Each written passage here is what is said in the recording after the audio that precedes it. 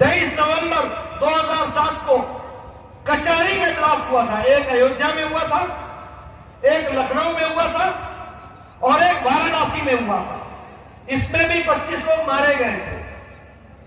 Indian Mujahideen और हरकत उल इस्लाम जमायती, इन लोगों ने उसकी जिम्मेवारी ली थी और कहा था कि हम हैं। इंडियन मुजाहिदीन ने कहा था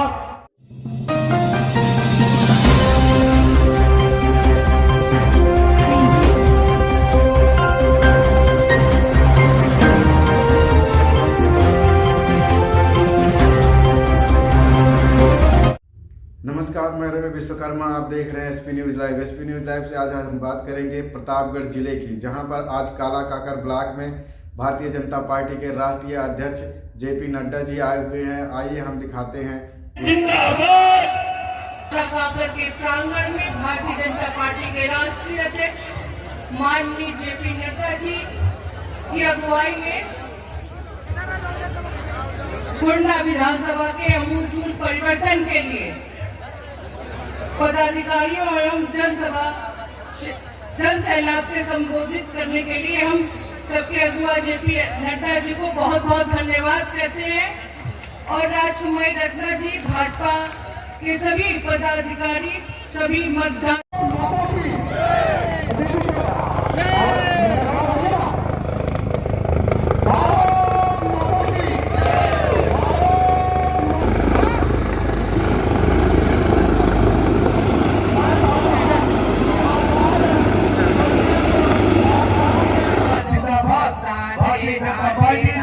जिंदाबाद, भारत माता की जय, भारत माता की।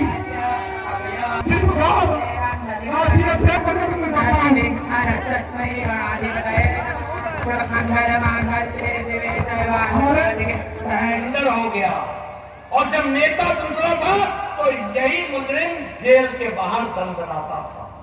ये है जिसको हमको समझना चाहिए, ये भी हमको याद रखना चाहिए। मित्रों, मैं यहां पर आया हूं, आपके साथ मैं कुछ चर्चा भी करना चाहता हूं। मुझे मालूम नहीं कि यहां अखिलेश जी आएंगे कि नहीं आएंगे, लेकिन अगर अखिलेश जी आए तो मैं पत्रकार मित्रों से पूछना चाहूंगा कि उनसे पूछना कि जेपी नड्डा ने कुछ प्रश्न खड़े किए तो उसका उत्तर दे, और मैं उत्तर चाहूंगा उनसे। और मीडिया वाले नोट कर ले मेरी बात को। 22 मई 2007 को गोलघर गोरखपुर में 3 ब्लास्ट हुए थे। एक ब्लास्ट बलदेव प्लाजा पर हुआ था, एक गणेश चौराहा पर हुआ था, एक जलकल बिल्डिंग में हुआ था। 3 ब्लास्ट हुए थे एक साथ। 15 लोग मारे गए, 50 लोग घायल हुए। इसके साथ साथ 23 नवंबर 2007 को कचहरी में ब्लास्ट हुआ था। एक अयोध्या में हुआ था, एक लखनऊ में हुआ था और एक वाराणसी में हुआ था। इसमें भी 25 लोग मारे गए थे। इंडियन मुजाहिदीन और हरकत उल इस्लाम जमायती, इन लोगों ने उसकी जिम्मेवारी ली थी और कहा था कि हम हैं।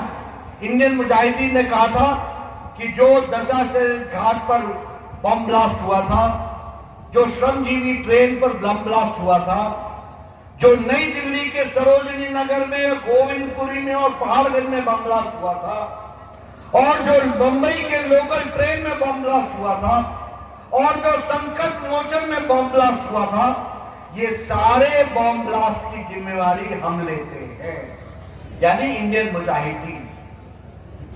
और 2 लोग पकड़े गए थे। एक का नाम था हाकिम तारिक कासमी, जो आजमगढ़ का रहने वाला था, और दूसरे का नाम था खालिद मुजाहिद, जो जौनपुर का रहने वाला था। दोनों के खिलाफ केस चला।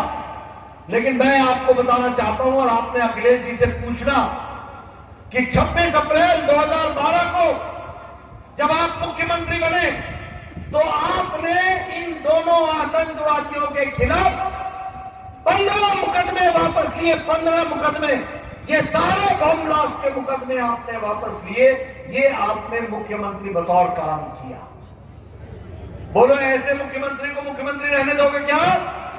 बनाओगे क्या ऐसे मुख्यमंत्री को जो आतंकवादियों को छोड़े? और मैं तारीख बता रहा हूं, 26 अप्रैल 2012 मुख्यमंत्री के आदेश से आतंकवादी केस को वापस लिया गया और इलाहाबाद हाईकोर्ट ने कहा मुख्यमंत्री तुम केस वापस नहीं ले सकते हो, यह आतंकवादी का मुकदमा है और इस आतंकवादी मुकदमा भारत के कानून के तहत इस पर ट्रायल होता है, तुम वापस नहीं ले सकते हो। मुकदमा चला और गोरखपुर के स्पेशल कोर्ट ने 4 जिंदगियों तक आजीवन कारावास की सजा सुनाई। 4 जिंदगियों। मैं अखिलेश जी से पूछना चाहता हूं, क्या शपथ ली थी तुमने? मैं ईश्वर की शपथ लेता हूं कि मैं संविधान की रक्षा करूंगा। क्या किया तुमने? तुमने ये किया कि मैं ईश्वर की शपथ लेता हूं कि मरते दम तक आतंकवादियों की रक्षा करूंगा, आतंकवादियों की रक्षा करूंगा। ऐसे आदमी को मुख्यमंत्री बनाओगे क्या? ऐसे आदमी मुख्यमंत्री बनेंगे क्या? मैं एक और घटना सुना देता हूं आपको, और मैं चाहूंगा मीडिया वालों, मैं जब उतरता हूं तो मेरे आगे तो माइक रख के बार बार पूछते हो, जरा अखिलेश जी के भी आगे माइक लगा करके पूछना। और मैं फिर तारीख बताता हूं आपको, 31 दिसंबर नोट कर लो 2007 की रात और 1 जनवरी 2008 की सुबह रामपुर के सीआरपीएफ के कैंप पर AK-56 के साथ आतंकवादियों ने हमला किया। यही रामपुर आपका उत्तर प्रदेश। 7 सीआरपीएफ के जवान मारे गए, 7 माताओं के कोख सूनी हुई, 7 बहनें विधवा हो गई, 7 परिवार के बच्चे अनाथ हो गए। यूपी के स्पेशल टास्क फोर्स ने और एनआईए ने एक व्यक्ति को पकड़ा नेपाल और भारत के बॉर्डर पर, जिसका नाम था शहाबुद्दीन। यह शहाबुद्दीन लश्कर तैयबा का कमांडर था, इंडिया का, भारत का कमांडर इन चीफ था। इससे जब पूछताछ हुई तो 7 लोग मुजरिम पकड़े गए, 7 लोग। इसका भी अखिलेश जी ने रामपुर आतंकवादी घटना का भी केस 26 अप्रैल 2012 को वापस लिया। इतनी घिनौनी हरकत, इतनी देश से दुश्मन, देश के विरोधी हरकत एक मुख्यमंत्री करे। मेरा चार्ज है, मैं आरोप लगा रहा हूं कि एक मुख्यमंत्री आतंकवादियों को पनाह दे, आतंकवादियों को बचाए और केस वापस ले। इलाहाबाद हाईकोर्ट ने केस को वापस करने से मना कर दिया। केस चला और 4 लोगों को सजाए मौत हुई और 3 लोगों को आजीवन कारावास हुआ।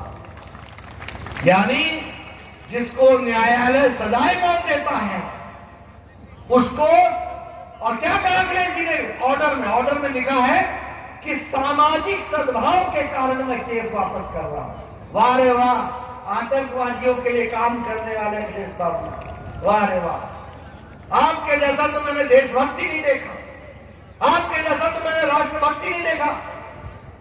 ये उत्तर प्रदेश की आप सेवा कर रहे हो, आप बताओ ये उत्तर प्रदेश के पीठ पर खंजर भोंकने का काम है कि नहीं है? है कि नहीं है? ये उत्तर प्रदेश की जनता के साथ धोखा है कि नहीं है? ये भारत की जनता के साथ धोखा है कि नहीं है? ऐसे लोगों को घर बैठाना ये जिम्मेवारी है, आपने याद रखना। और केशव बाबू को और सिंधुजा जी को काम देना ये आपकी जिम्मेवारी है। और इसीलिए मैं आपसे ये बात कहने आया हूं। मैं यहां पर कांग्रेस पार्टी के बारे में चर्चा करूं, उसकी कोई आवश्यकता ही नहीं। न 3 में न 13 में बोले तो बोले क्या, किसी काम के लिए। अब ये भी ना ये राष्ट्रीय कांग्रेस इंडिया राज को भी समाप्त करेंगे, इसको भी आपसे याद है।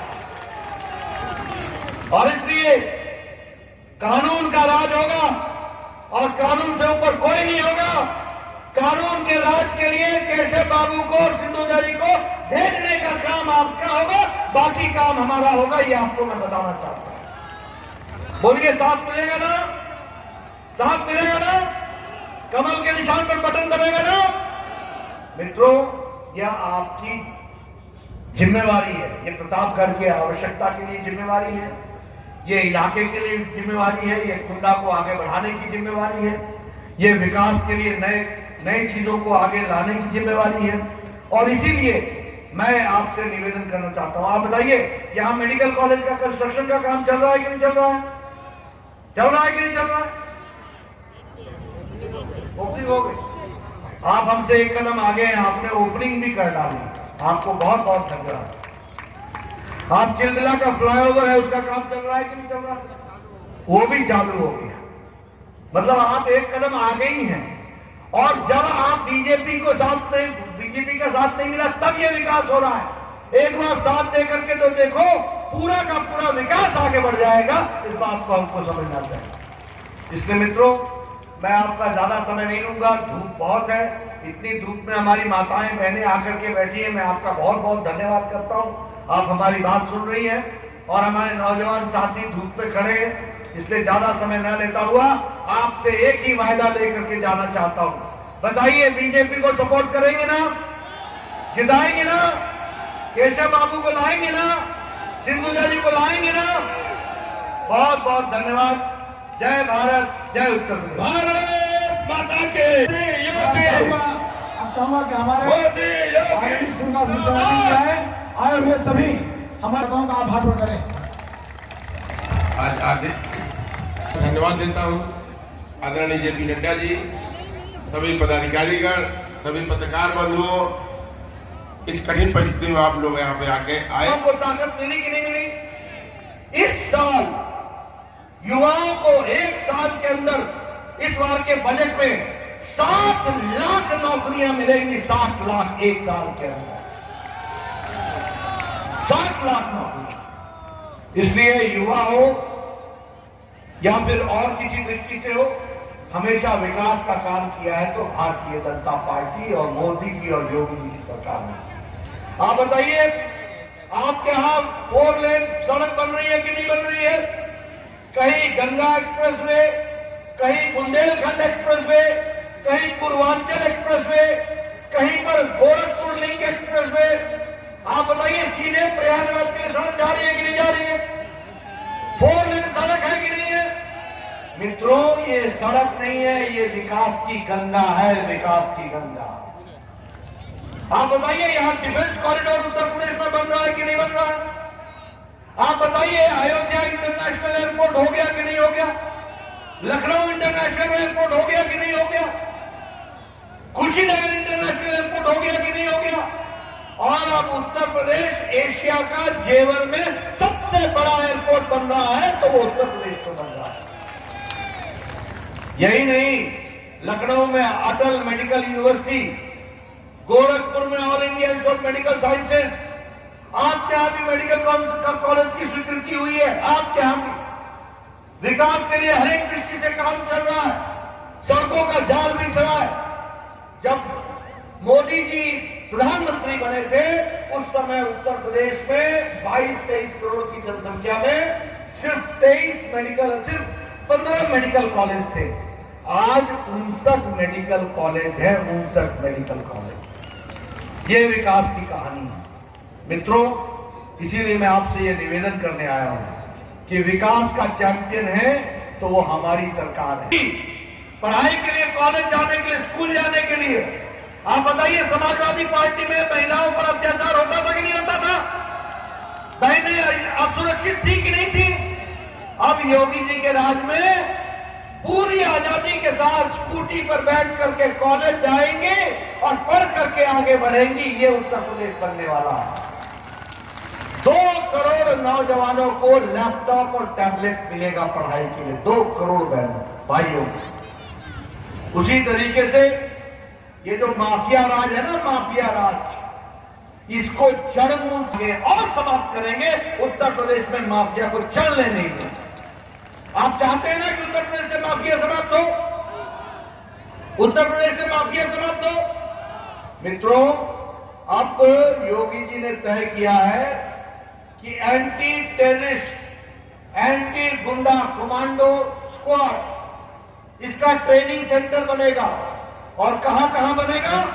देवबंद में बनेगा, मेरठ में बनेगा, रामपुर में बनेगा, आजमगढ़ में बनेगा, कानपुर में बनेगा, बहराइच में बनेगा और माफिया किया राज को और आतंकवादियों को जड़ मूल से समाप्त किया जाएगा उत्तर प्रदेश से, इसका काम होगा। आज अखिलेश जी वोट मांग रहे हैं, कहते हैं कि हमको वोट दो, और आजकल वो विकास की बातें कर रहे हैं। अभी तक तो उन्होंने परिवार का ही विकास किया, अब उनको सुध आई कि उत्तर प्रदेश का विकास किया जाए। मित्रों, ये विकास नहीं करेंगे, ये विकास की जगह पर विनाश लाएंगे, यहां वरना विनाश। और फिर भाषण के लिए नहीं बोल रहा हूं मैं तथ्यों के साथ बोल रहा हूं। बताओ, अखिलेश ने 5 साल में के नहीं हुए कि नहीं हुए? और योगी जी के राज में एक भी दंगा नहीं हुआ, एक भी दंगा नहीं हुआ। आप बताइए, अखिलेश जी के राज में मुजफ्फरनगर का दंगा हुआ था कि नहीं हुआ था? और सुप्रीम कोर्ट ने कहा था कि नहीं कहा था कि प्रशासन नाम की चीज ही नहीं है, प्रशासन मूक दर्शक रहा है। सुप्रीम कोर्ट ने कहा था, उन्होंने कहा था कि अखिलेश की सरकार दंगा को कंट्रोल करने में बिल्कुल विफल रही है। 92 लोग मारे गए थे, 5000 लोग घर छोड़कर भागे थे, कैराना में 60 लोग अपनी जमीन बेच के पलायन कर गए थे। और योगी जी आए तो योगी जी के आने के बाद जब योगी जी ने सरकार संभाली तो उस समय से ये दंगा मुक्त प्रदेश बना और विकास की एक नई कहानी लिखी गई, और जो मुंह तोड़ जवाब देना था वह भी जवाब दिया गया। और कैराना के लोग फिर से आकर के बसे, और 5000 लोग जो पलायन कर गए थे वो वापस घरों में पहुंचे। इस बात को हमको याद रखना चाहिए। आप बताइए, 5 साल पहले कानून वही था ना जो योगी जी के समय में कानून था? कोई कानून में तो बदलाव नहीं हुआ। कोई बदलाव हुआ क्या 5 साल में? लेकिन 5 साल पहले जुर्म भी वही था, आजम खान भी वही था, 5 साल पहले दंडनाता था, और 5 साल योगी जी के दौरान वह जेल के अंदर गुल्ली डंडा खेल रहा है। यह परिस्थिति लापता। मुख्तार अंसारी, जुर्म भी वही था, व्यक्ति भी वही था, कानून भी वही था, वो बाहर दंडना रहा था। योगी जी का राज आया तो जेल में गुल्ली डंडा खेल रहा है। आप बताइए, आतिक अहमद, कानून भी वही था, जुर्म भी वही था। उस समय अखिलेश जी के राज में दंडनाता था। डीजीपी के हेडक्वार्टर, पुलिस हेडक्वार्टर के बगल में करोड़ों की जमीन दबा करके वहां मकान बना रहा था। योगी जी आए, आतिक अहमद जेल के अंदर जमीन कब्जे में का दम भरना और ये कहना कि जो कहा था वो किया है, जो कहेंगे वो करके देंगे, ये भारतीय जनता पार्टी का। मित्रों, आपकी उंगली में बहुत बड़ी ताकत है और भारतीय जनता पार्टी विचारों की पार्टी। आपने 2019 में यहां से जहां विनोद सोनकर को और साथ में हमारे गुप्ता जी को, अपने संगमलाल गुप्ता जी को अपनी ही उंगली से कमल के निशान पर वोट डाल करके उनको विजय हासिल कराई थी ना? आपने ताकत दी थी ना? और आपकी ताकत को लेकर विनोद सोनकर और संगमलाल गुप्ता जी ने अपनी उंगली से संसद के अंदर बटन दबा करके धारा 370 को धाराशाही किया और यहां के इलाके का योगदान किया। ये ध्यान में रखना चाहिए। देखिए, वोट की बड़ी ताकत होती है। आपने ताकत दी विनोद सोनकर को, आपने ताकत दी संगमलाल गुप्ता को, और उन्होंने आपका योगदान जम्मू कश्मीर को भारत के अभिन्न अंग के साथ एक लागू कराने में काम किया, तो वो आपके वोट से काम किया, ये याद रखना चाहिए। आप बताइए, समाजवादी पार्टी ने राम भक्तों पर गोली चलाई थी कि नहीं चलाई थी? चलाई थी कि नहीं चलाई थी? कांग्रेस पार्टी ने राम जन्मभूमि के विषय को लटकाया था कि नहीं? अटकाया था कि नहीं? भटकाया था कि नहीं? आज ये अलग बात है कि वो खुद लटके पड़े हैं, अटके पड़े हैं, भटके पड़े हैं। के निशान पर वोट दिया तो मोदी जी ने भी इस बात की चिंता की कि सुप्रीम कोर्ट में फैसला आया और लटका हुआ काम समाप्त हुआ और अब भव्य राम मंदिर बन रहा है। ये तो सिटी लाकर की खड़ी थी। मित्रों, आपको मालूम होगा कि सुप्रीम कोर्ट कहती थी कि 13वीं शताब्दी का काला कानून जो मुस्लिम महिलाओं के लिए दंश साबित हो रहा है, 3 तलाक, इसको समाप्त करना चाहिए। किसी में हिम्मत नहीं थी। लोग तुष्टीकरण की राजनीति में दबे हुए थे, किसी में ताकत नहीं थी। आपने फिर से विनोद सोनकर और संगम लाल गुप्ता को यहां से चुनाव जिताया और मोदी जी की इच्छा शक्ति पर पार्लियामेंट के अंदर उन्होंने पार्लियामेंट में बटन दबाकर 3 तलाक को सदा सदा के लिए समाप्त करके मुस्लिम बहनों को आजाद करा दिया 13वीं शताब्दी के काले कानून से। यह काला कानून मुस्लिम देशों में नहीं था, यह अफगानिस्तान में नहीं था, यह पाकिस्तान में नहीं था, यह बांग्लादेश में नहीं था, यह ईरान में नहीं था, यह इराक में नहीं था। यह काला कानून 3 तलाक का मुस्लिम बहनों के लिए हमारे भारत में ही था और उसको समाप्त करके मुस्लिम बहनों को आजाद कराने का काम किया तो मोदी जी ने किया और आपने उनको ताकत दी, इसलिए हम कर पाए। इस बात को हमको समझना चाहिए। मित्रों, हमारी पार्टी गांव, गरीब, दलित, शोषित, पीड़ित, समाज के अंतिम पायदान पर खड़ा व्यक्ति, हमारी महिला शक्ति, हमारे युवा साथी, हमारे किसान भाई, इनको मुख्य धारा में लाने का काम कर रही है तो वो भारतीय जनता पार्टी मोदी जी के नेतृत्व में और योगी जी के नेतृत्व में कर रही है। और ये मैं कहने के लिए नहीं कह रहा हूं, भाषण देने के लिए नहीं कह रहा हूं। आप बताइए, कोरोना आया तो जो लोग जनधन खाते का मजाक उड़ाते थे, आप बताइए, हमारी बहनें बताएंगी, जब लॉकडाउन लगा तो मोदी जी ने अपने कोरोना के दौरान 20 करोड़ बहनों के खाते में 3 महीने के लिए 500-500 रुपए पहुंचाया था कि नहीं पहुंचाया था? पहुंचाया था कि नहीं पहुंचाया था? ये महिला सशक्तिकरण ये इसलिए किया गया था ताकि गरीब का चूल्हा जल सके, कोरोना में उनका जीवन यापन हो सके। और यही नहीं, बताइए, प्रधानमंत्री गरीब कल्याण अन्न योजना में राशन मिल रहा है कि नहीं मिल रहा है? चावल मिल रहा है कि नहीं मिल रहा है? गेहूं मिल रहा है कि नहीं मिल रहा है? और योगी जी का चना मिल रहा है कि नहीं मिल रहा है? नमक मिल रहा है कि नहीं मिल रहा है? और साथ में तेल मिल रहा है कि नहीं मिल रहा है?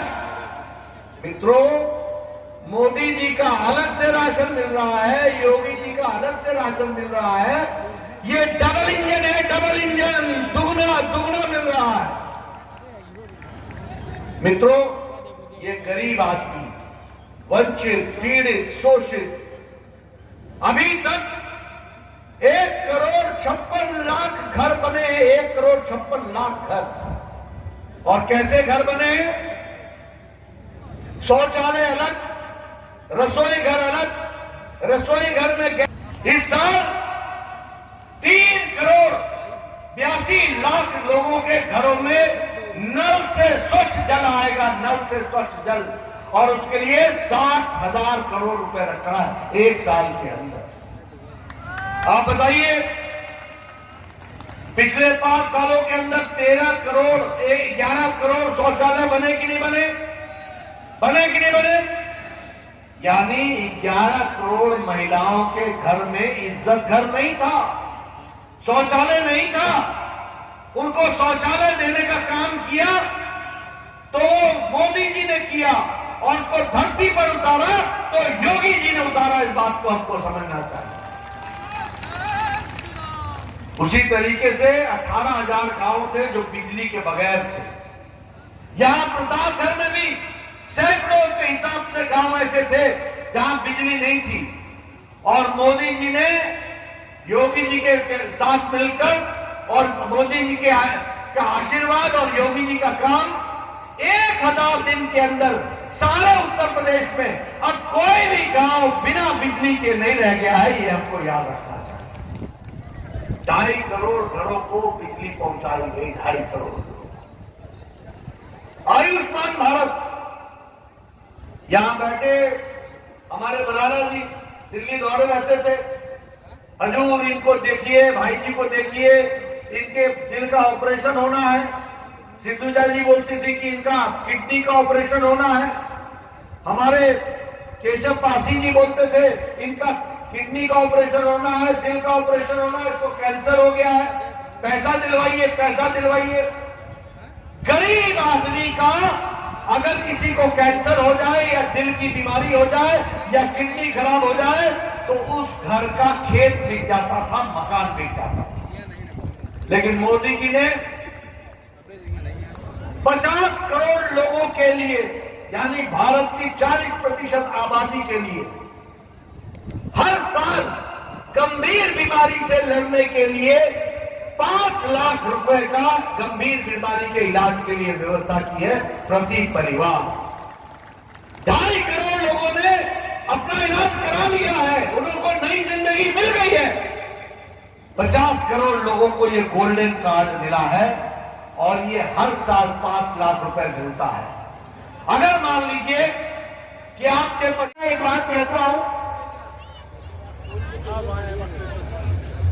हमारे केशव पासी जी आए हैं प्रत्याशी बाबागंज से, जोरदार तालियों के साथ स्वागत कीजिए। और सिंधुजा जी के लिए भी जोरदार तालियों के साथ उनका स्वागत। तो मैं चर्चा कर रहा था कि ये कह रहे थे कि मैंने क्या किया, हमारी पार्टी ने क्या किया, मोदी जी ने क्या किया, योगी जी ने क्या किया।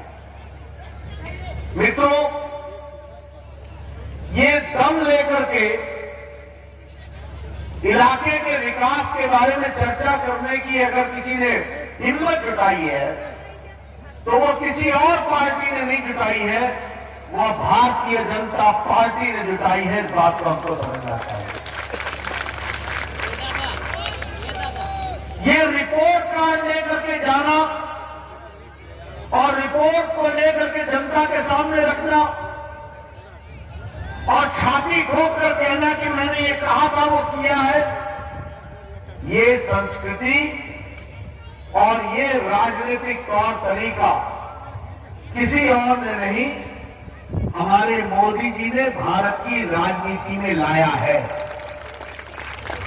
और इसीलिए हर एक प्रत्याशी अपने विकास की कहानी सुनाता है कि कैसे वो पार्टी आगे बढ़ी। लेकिन क्या कभी आपने किसी अन्य दल के प्रत्याशी को सुना है कि उन्होंने कोई विकास की बात की है?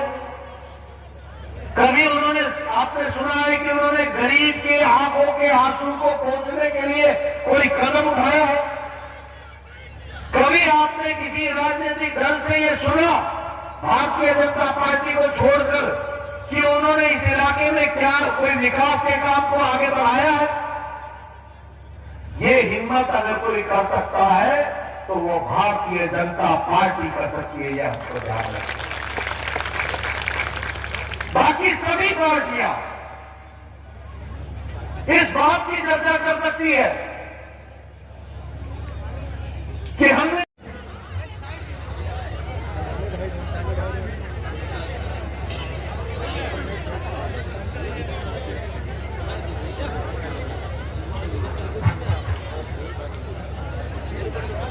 के